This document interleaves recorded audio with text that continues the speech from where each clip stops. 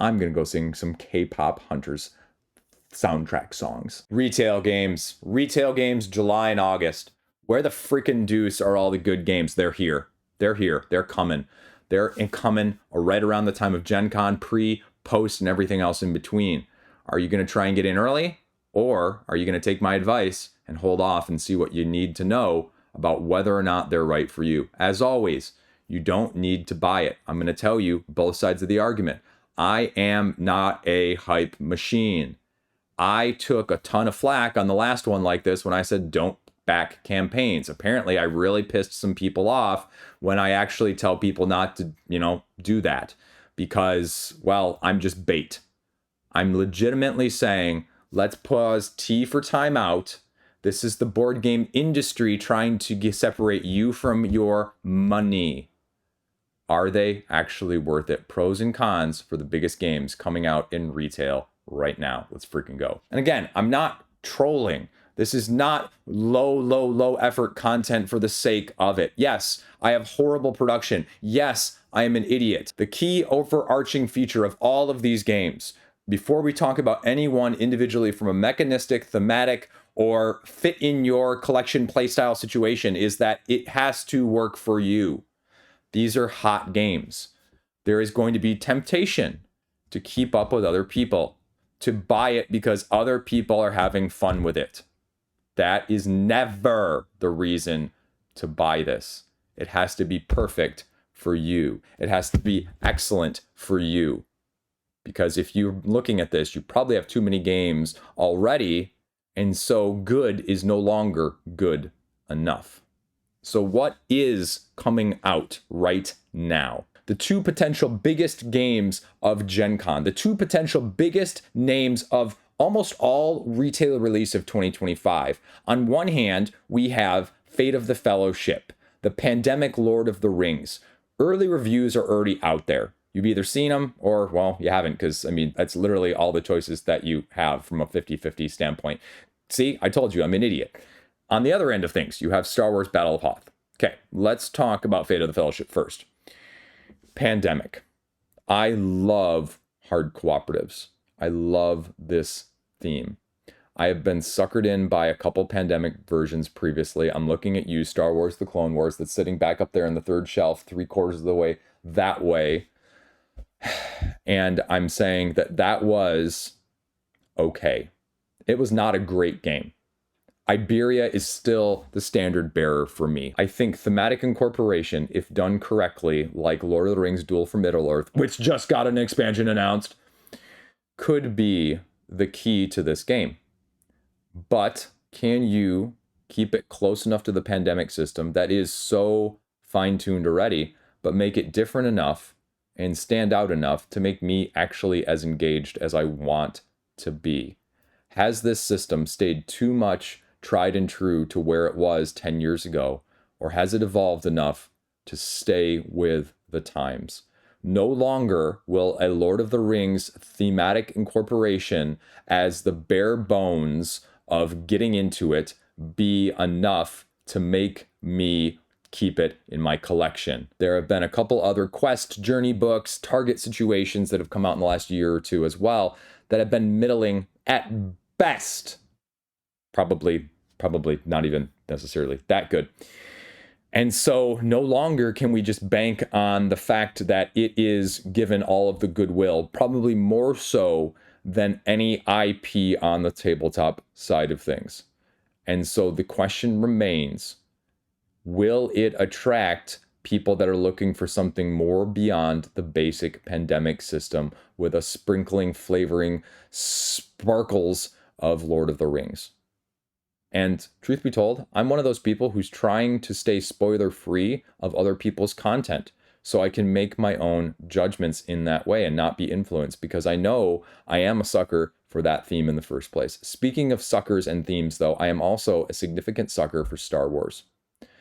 I don't know if a scenario-based skirmish situation based off the previous Memoir 44 is going to be too similar, too different, or just, frankly speaking, the right amount, temperature-wise, porridge, Three Bears style, that we're looking for nowadays, where you take turns choosing your command cards, activating units, deciding how to move them across.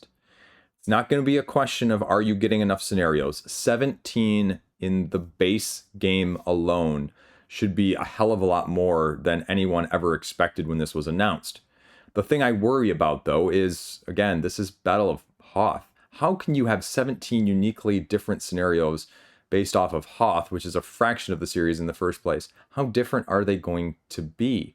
I just covered this with Sail Legacy, and I said, okay, these are different enough in how you have to approach them and the goals within them. But from a Star Wars standpoint, from a Rebel Alliance versus the Empire, can they actually be more than slightly different terrain alterations? Is the option to add player leader cards for support to give a little bit more asymmetry going to be anywhere near enough to make it not too samey, grindy through even half of that number of scenarios in the first place? Yes, you can link two multi-scenarios into a campaign where successes and failures shape the next battle. Is it actually going to be meaningful, or is it just kind of, put any two together and see how it goes? Like, it reminds me of the previous campaigns on the crowdfunding side of things where they're like, here is a generator to create your own missions. And no one ever utilizes it because it's too unwieldy or stupid to do in the first place. Is there going to be significant thought in the combination of this? Is this going to be compatible in some way with future editions? Because, we did it with Memoir 44 of Days of Wonder of the Godzooks numbers in the first place.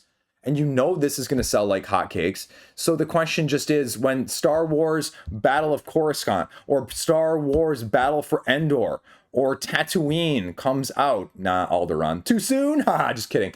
When those come out inevitably, in some way, shape, or form, what are they going to look like? Cross-compatibility? Are you buying standalones and having to deal with that whole issue in the first place? Or are you just going to give me more iconic Star Wars characters to include in there to give me more leader asymmetry or small little mini expansions? Speaking of the previously mentioned Lord of the Rings Duel for Middle-earth expansion offering a mini component to offer more asymmetry. That's probably what this should utilize, but that's not where the cash is. So can you afford to jump in on this one? Or when inevitably the next one comes out and it's a better iteration like we see on crowdfunding all the time now, the second more streamlined, prettier comes out, and they address the criticisms of it in the first place, and now you have two games that are similar, but one is clearly more superior than the other. Are you really going to need both, or did you just spend $70 to replace the other one in the first place? Unmatched Volume 3, Legends, right? We got your frickin' Chupacabra. You've got Loki, not like the comic books Loki, like the actual lore mythology Loki. You've got frickin' Blackbeard. They're all doing something completely dynamically unique. And this begs the question with a game like this, are you able to get these weird, mechanically speaking, asymmetric characters to the table? And again, the more asymmetric, the more hit or miss, the more potential for lost money or just not wanting to play with them. You've all had that game where you open it up and you go, wow, these are not suited to me whatsoever. And I just don't like them. I just don't click with them whatsoever. So I guess it is not just your regular bread and butter of the Unmatched style. It is brand new, and you might just be better off going and looking at the reviews of other mechanically more straightforward ones so you get a better sense of if these are going to be for you. Because I guess that is also the biggest downside of an expansion like this, is that the four are just in so different of directions. Invariably, you might just love one of them, but they're going to be other ways just not near this one over here, and it might not suit you in that regard. Let's talk about it, right? Days of Wonder is bringing over one of my new favorite games, not from 2025 or 2024, in the form of, I will make the argument, the best ticket to ride out there, Northern Lights. Yeah, the Scandinavian version that isn't just a 2 to 3 player Nordic countries situation. It's a great map. It is a fantastic map. Let's put that out there. It has variable objectives on a rolling basis, game per game, that you're only choosing a couple of. I imported this game from Board Game Bliss, actually. But again, it's still Ticket to Ride at its core. And if you are, as a gamer, not into the Ticket to Ride, if you are not looking for the dynamics of the card play driven, hold them as long as you can and then lay them all out with a little bit more cutthroat, because it definitely has that vibe of Nordic countries cutthroat. Again, this isn't going to be, different enough, because it is still at its core premise Ticket to Ride. My glasses are really bothering me right now. I'm sorry. And so that's what you just have to be aware of. I will never get rid of this game. I mean, this is the I'm not going to own any other Ticket to Rides unless they do something dramatically different style of things. But it's still Ticket to Ride, as much as someone like me gushes over it, right?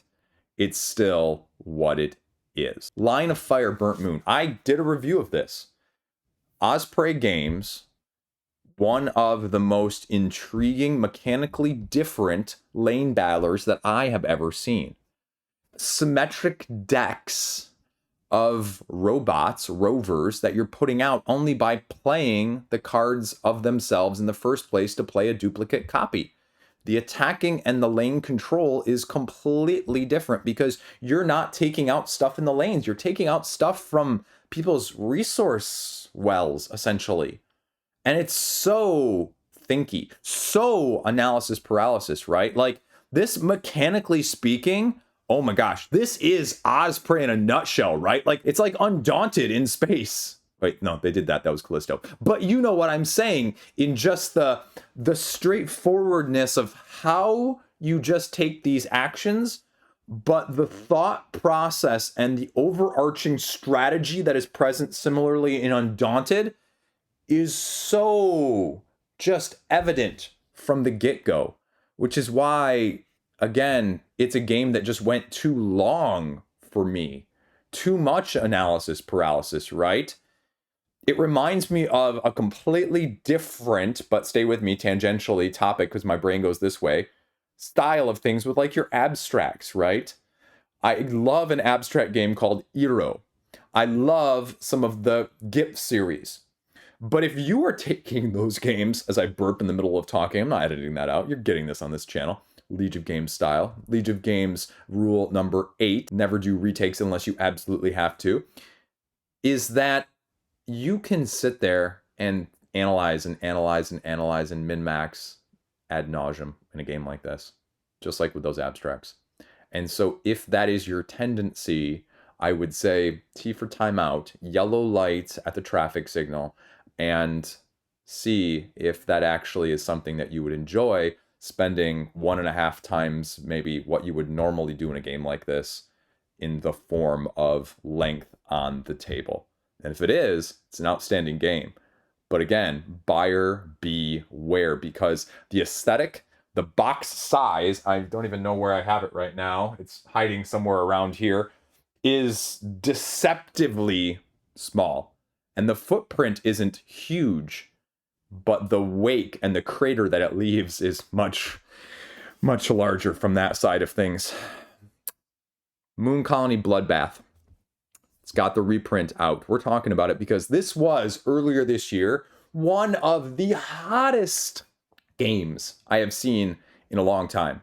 Especially at retail, which was insane to me as sort of a take that, burn your bridges, engine build style of things. But it's hateful, right? You want to take that at other people with this game. And I guess this is probably a great test for it, in something comparably to Heat Pedal to the Metal, if you will. Because there is no exclusivity, there is no markup now, you can get it more available and not having to worry about being spiked on the secondary market like a volleyball in a lopsided match, and find out whether or not you actually like it in that way. At the same time, because it's so that way, it reminds me similarly to the recently second-time crowdfunded Deep Regrets. Were you trying to get it then, and do you still have it on your radar because everyone was wanting it, right? Because there is inevitably one or two of these games heavily every quarter that I see that the main interest, and again, I'm not speaking for you, right? I will speak only for myself. I'm looking in the camera, and this is just for Chris, Liege of Games. You see other people liking that game. You see other people bigger than you, better than you, smarter than you, talking about a game, reviewing a game, hype, hotness, clicks, or just, that looks like a hell of a lot of fun. And you go, I want that because other people want that. And truth be told, although I was one of the first people on my news video to point this game out and say that it should be on your radar, I never got a copy. And I still have that itch. Not because I am convinced without shadow of doubt that it is the perfect game for me, but because I want to fill that little empty spot in my heart. But again, you don't know what I'm talking about. So you can get your copy and tell me how good it is in the comments section down below. Gwent, The Witcher. This was on my Gen Con list of games to watch. Hatchet board games. This and Tag Team I had as potentially sleeper hits of Gen Con, as some of the most interesting games to me as a whole. Last Lantern, we'll get to you too. But that was one of them. And I read the comments, right? Like, I'm not a big Witcher person. I have no affiliation with the video game in the first place a ton, right? Like, I have actually, full disclaimer here, never played the video game. I know the lore. I've done plenty of research on it. You know, I'm one of those wiki readers who just gets down into the rabbit holes and the black holes and the just digesting all of it. I watched it on Netflix sort of situation. Toss a coin to your liege. Sorry. And so I look at this and I go, as the forums do, can you implement something like this? Just like, say, a Final Fantasy Tactics, which everyone has been obsessed about. How can you incorporate and make it equal on the board game side of things as you did virtually? And the fine line there can happen. We're seeing it with Slay the Spire, right? But you can equally, I think, swing and miss with something like this too, which makes it very tricky because the IP and the affiliation that way definitely makes it a nostalgia grab as well. So I have to just temper with that in mind more than anything else. Speaking of that, tempering in mind, don't buy this because you don't have the base game. Gosu X is getting the 3rd character expansion. I'm going to own it. I got the other 2 shipped over from France when they came out in English edition because they only did this limited print run. I've got that on save file and subscribe, whatever. I don't even know, but I'm getting that one. You don't even remember Gosu X. Fantastic 2-player head-to-head dueler, but if you want, go check it out. Anyway, so then Naishi, Naishi. I've been watching this game since the beginning of the year. It's been on my wish list for quite some time. And it is apparently being brought over by Renegade Games Studios, I believe this month.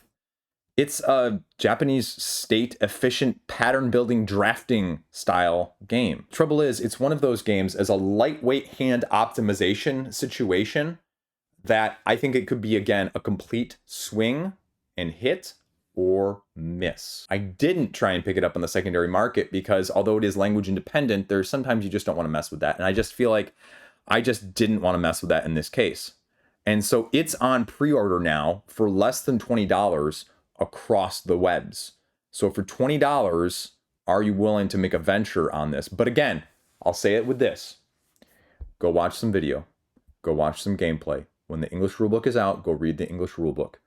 Because just like with crowdfunding, do not buy a game because it is cheap, because inevitably you have a bunch of those cheap games sitting in your collection collecting dust, and you can't sell them because if it goes for $16 online, you're going to be lucky if you're going to get $5 on the secondary market for it. And yeah, you know what? I don't like being that person. Thunderworks Games brought Citizens of the Spark last year to crowdfunding. And as a person who loves Dale of Merchants, and a little plug for, Dale of Merchants coming back to crowdfunding supposedly later this year, variable card game setup with just tons of available creatures. 30 different creatures when you're only playing with 7 to 10 of them in a game to mix match them, combine them into a shared deck. I love that, especially when you don't have to construct like you don't in Dale of Merchants. I mean, that's my big problem with soccer arms, if you will, right? Like, I love soccer arms, but I'm not good at picking and choosing when I'm combining those two to form my deck. unique asymmetric action combo driven powers. Recruit your citizens and place them in your city tableau. It's too random. Is it going to be Castle Combo 2.0 though? And it's being in the process of delivered right now. It's got a little mini expansion to go along with it, 1 to 5 players, which is a lovely player count for a game like this, if it doesn't overstay its welcome and can truly really hit the table in 45 minutes. But just like Castle Combo, is it going to be too draw dependent? Is it going to be too just out there, right? This is still a large deck of cards that you are drawing from to decide your fate. How much mitigation, and when the deck runs out, that's the endgame situation as well. So can you time that appropriately, or is it going to work out in your favor? Either way, again, I kind of regret not backing this one on crowdfunding. But again, it falls in that lightweight, low overhead, card-driven gameplay where it's not that I need good ones. I have lots of good ones. I need excellent ones because the amount of excellent ones I already have is significant, and this can't be downplayed. So we'll see, because it's only got 150 ratings on Board Game Geek at the time of me filming this, although it's got a 7.9. So I would say in the next 3-6 months, Thunderworks is going to show us, and they haven't done a ton of exclusives. So you're better off waiting and seeing with this one when you can get it a couple months from now in retail when it's not as hot. Similarly, this is one that came across my radar from the game builders. I have no clue what to make of this one, but I wouldn't be surprised if it starts getting some hype and hotness because it's called Suna Valo, right? Reclaim the land, make a farm? Agricola? No, 2 players under 3 weight rating, and establishing your own farm on a solar punk world. What's a solar punk world? And this is the tricky part, right? Innovative, so-called, purchasing mechanism. Secure the rights of cards before your opponent does. Snatch up the more valuable ones and host your events. Each time you get a new card, you activate the whole column of cards, causing it to, right? But you got to earn resources to cover the cost of them in the first place. It's only 3 rounds, and apparently 45 to 90 minutes. So absolutely no idea what to make of this one, but coming over to North America supposedly this month, and it has 200 ratings on Board Game Geek. Be interesting to see what the wide viewpoint of this one is, because right now, again with this one, I have no freaking clue. Rado put this as one of the greatest Euros that you've never heard of, as of about a little before a month prior to me filming this. So take that for what you will and give it a look-see, but is it worth the import cost if it doesn't happen coming over as soon as we think? Although, again, it's available for pre-order right now at all your major sites for about $40. You willing to take a gamble? Last but not least, Earthborne Rangers expansions are at retail this month, supposedly, restocking. So I guess the question is needing to be asked at this point. With one of the more recent, biggest hyped games by people, by crowdfunding, by reviewers, big and small. Do you like this LCG game? Are you still playing it? Would this make it something that you would get back out at this point? And I guess, as someone who does way too many games and plays way too many games, inevitably, if it hasn't been on the table in a couple months, I find myself having to relearn a fair number of rules. And again, I can't speak to this one personally on the rules overhead, right? Like, I'm not going to pretend to be this savant expert. I'm telling you the deep inside mechanical traits of this one and why you should. I guess for those of you that own it, is it going to be easy enough for you to get it back to the table and incorporate these without feeling like you're having to relearn the whole game again? So maybe this one is just for the people who already own the base game. Did you or were you enamored enough with it to get more of it, right? And I guess with an LCG style of things, I have no idea. Because I feel like LCGs are not only a lifestyle, but they're sort of, a wave, sort of this wave that crests, as they say, in some workplaces, like my workplace. It comes in waves. You see many of it all at once, and then it's kind of this lull afterwards. So I guess what I'm asking is, have you peaked and has it crested and is it on the down? Or do you feel like, even if that's the case, that it can easily uptick again for you to actually get that utilized rather than just buy it and have it collect dust for a long time, knowing that eventually you'll get it? But I guess that's also why I'm saying maybe pump the brakes on it a little bit, because if you're not going to get it played anytime soon, is there really any urgency to pick it up right now as well, especially because it's at retail? Because again, Liege's Law number 9, if it sells out, it will get restocked later. You know, see Moon Colony Bloodbath in the first place. That's all I got. Retail. I love talking about board games. I know I'm a horrible person and I'm unpopular, and I'm sure I'll receive a lot of hate in the comments about this one too, telling people not to buy their favorite games because that's what the internet is, right? Okay. I love you guys. Thank you so much for the support. Peace out. Stay classy. Thanks for watching, tuning in, and whatever else. If you're subscribed, great. If you're not subscribed and you're watching this either way, I appreciate it. So have a great freaking fantastic day. I'm going to go sing some K-pop Hunters soundtrack songs. That's all I got.